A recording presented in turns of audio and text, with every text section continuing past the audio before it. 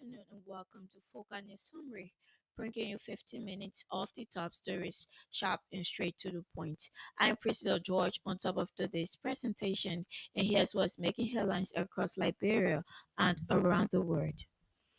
Ministry of Justice grants permits to Solidarity and Trust for a new day. Stand ahead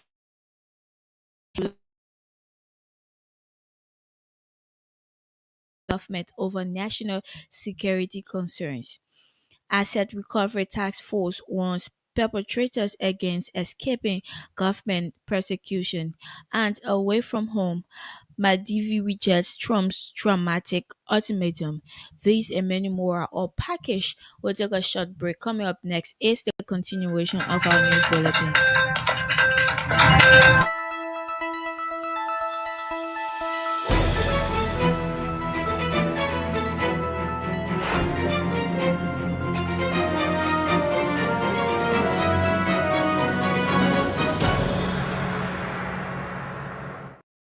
Ministry of Justice has officially granted permit society group Solidarity and Trust for a new day for its planned public assembly July 15 to 17. Following a thorough review of the security implications of the group's request to the Ministry of Justice on July 3, 2025. This decision emphasizes the government of Liberia's continuous commitment to upholding the constitutional rights of all Liberians to peaceful assembly as per Article 17 of the 1986 Constitution. However, the ministry urges the organizers and participants of stand to conduct themselves lawfully and must demonstrate the highest level of restraint and respect for the law as they protest. As the right to peaceful assembly is constitutionally guaranteed, the right to protect all citizens against lawlessness is also guaranteed under the Constitution. The ministry, in a statement, urged Stan to govern within the boundaries of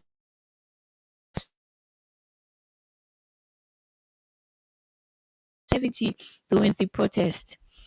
It emphasized that the right to assemble is fundamental, but it must be exercised responsibly. The opposition Citizens Council of Patriots has submitted a formal petition to the Ministry of Justice and the Independent National Commission on Human Rights, raising concerns over an alleged alarming mysterious deaths and human across Liberia. Reading the petition Monday in Monrovia, the group's chairman, Fode Massaquoi, cited a troubling pattern of unexplained deaths and alleged police brutality. He claimed currently facing a grave human rights crisis with more than 38 cases of mysterious human rights crisis with more than 638 cases of mysterious death or killings and unaddressed police abuse reported over the past 16 months. Massaquoi warned that these incidents point to a dangerous trend of impunity, undermining the rule of law and endangering the Liberians. He further accused the Commissioner General of the Liberia Immigration Service, Elijah Rufus, of being allegedly linked to two of the suspicious deaths and called for his immediate refusal to allow for an independent investigation. Receiving the petition on behalf of the Justice Minister, the Joint Security Coordinator at the Ministry of Justice, Wilson Bull, assured the petitioners of to review their concerns and take prompt action. The Asset Recovery and Property Retrieval Task Force has expressed serious concern over reports that certain individuals currently under active are attempting to flee Liberia to escape legal accountability. In a statement issued Monday, Arab condemned these alleged actions, emphasizing that fleeing the country would not shield anyone from investigation. According to the task force, such attempts only deepen public suspicion and further strengthen the institution's commitment to recover stolen assets and uphold the rule of law. The task force it is working through diplomatic channels in coordination with the Ministry of Foreign Affairs to initiate extradition requests in line with applicable regional and international treaties. Arab further reminds of interest of their obligation to fully cooperate with ongoing investigations, warning that any efforts to obstruct justice will be met with lawful and coordinated responses. The librarian announced series of disciplinary actions against several officers found guilty of misconduct, administrative violations, and abuse of authority. The measures follow investigations conducted by the Mendes Department. According to the release, the disciplinary actions involve officers across various ranks and divisions and reflect the institution's commitment to professionalism, integrity, and accountability. Among those suspended without pay are Officer Washington Wise, Patrol Officer Alberta Williams, and Patrol Officer Andrew Falika. The LNP also confirmed the reinstatement who have completed their suspensions.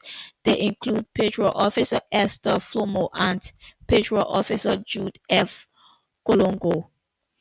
In addition, Superintendent Madi Rongbe has been 117 days of absence without official leave and continued poor performance. The LNP reiterated its commitment to ethical conduct, internal accountability, and public trust through consistent enforcement of professional standards. If you're just joining us, welcome to Focal News Summary. Here is a quick look at our headlines so far. Ministry of Justice grants permits to Solidarity and Trust stand ahead of its planned July 17 protest. CDC COP petitions government over national security concerns.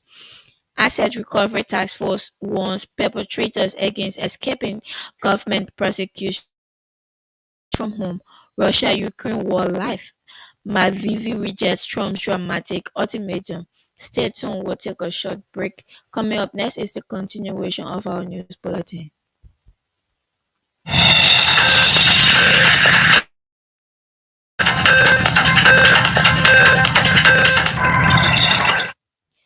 Welcome back. The Female Journalists Association of Liberia, with support from the Central Bank of Liberia, has launched a major financial education program in Vonjama, Lofa County. Held on July 12th, the launch gathered over 300 participants, including youths, women's savings groups, marketers, transport unions, and community leaders as part of financial awareness nationwide. Lofa County Development Officer Francis Lasana praised the initiative, stressing that financial literacy is about proper planning regardless of income, and urged its integration. Participants expressed excitement, noting that the program's lessons on saving, debt avoidance, and planning will help transform livelihoods and strengthen families and communities. Organizers were certified during the launch to lead outreach sessions across LOFA, supporting Liberia's broader financial inclusion agenda and efforts to empower citizens with essential money management skills. In Grangeda County said they remain in deep poverty despite ongoing logging activities and promised community development funds. Locals point to US 111,000 allegedly paid by Eurolog development, but claim there is no visible improvement in water, schools, health, and livelihoods. Former CFDC Chairman Samuel Wiley defended his leadership, saying funds were used for agriculture and peace building, though disputes led to leadership changes earlier this year. Many residents continue to demand necessities including clean water, better schools, and healthcare. Leaders and the company of broken promises. Calls for an independent audit of the funds and stronger oversight are growing as logging continues, leaving residents feeling abandoned amid the depletion of their forests. The Liberia Football Association has officially presented the championship cash prize of US 20,000 to determine girls as champions of the 2024-2025 LFA Upper Women's Division League. The check was presented on Monday, 14 July 2025 at the LFA headquarters in Concord Town, where determined girls president Grace Weah received the cash prize from the LFA secretariat. This marks the second consecutive year the championship prize has stood at US 20,000, following a substantial increase from Liberian dollars 550,000, approximately US 2,750 in 2019 to US 10,022, reflecting the LFA's ongoing commitment to promoting competitiveness and rewarding excellence in women's football. Determined girls as champions of the LFA Upper Women's Division will represent like consecutive year at the WAFU ACAF Women's Champions League qualifiers. The LFA remains committed to supporting clubs and elevating the standards of football in Liberia at all levels. It has officially disassociated itself from a planned counter-protest being organized by a group identifying as the Council of Patriots for JMB-JKK. The party stated that the event has not been authorized by leadership and warned that no group or individual should speak or act on behalf of the party or President Joseph Boakai without formal approval. In a statement released Monday, the United Party reaffirmed its constitutional rights of all Liberians, including the right to peaceful protest and free expression. However, it urged all groups planning public demonstrations to prioritize peace, stability, and national cohesion over or political grandstanding, highlighting the administration's accomplishments over the past 18 months. The United Party pointed to progress in national security, price stability, improved communities, and ongoing anti-corruption reforms. The Office of War and Economic Crimes Court has submitted its national roadmap to President Joseph Boakai, outlining Liberia's transitional justice process. Map sets November 2026 as the start date for the National Anti-Corruption Court and November 2027 for the War and Economic Crimes Court. President Boakai is expected to launch a national outreach program next week to engage stakeholders in the process. Experts stress the urgent need for government funding amid declining donor support to ensure the court's operations and success. Training and investigations will begin later. Support from regional and international partners to build capacity for future prosecutions. Liberia National Elections Commission Chairperson Davieda Brown Lasana has concluded tour of magisterial offices in Sano and Baza counties. The visits aim to assess challenges including poor water supply, sanitation issues, limited security, and lack of operational funds. And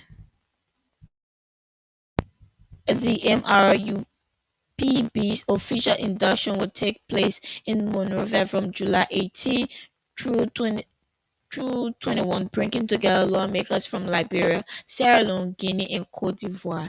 For Ghana News, good afternoon.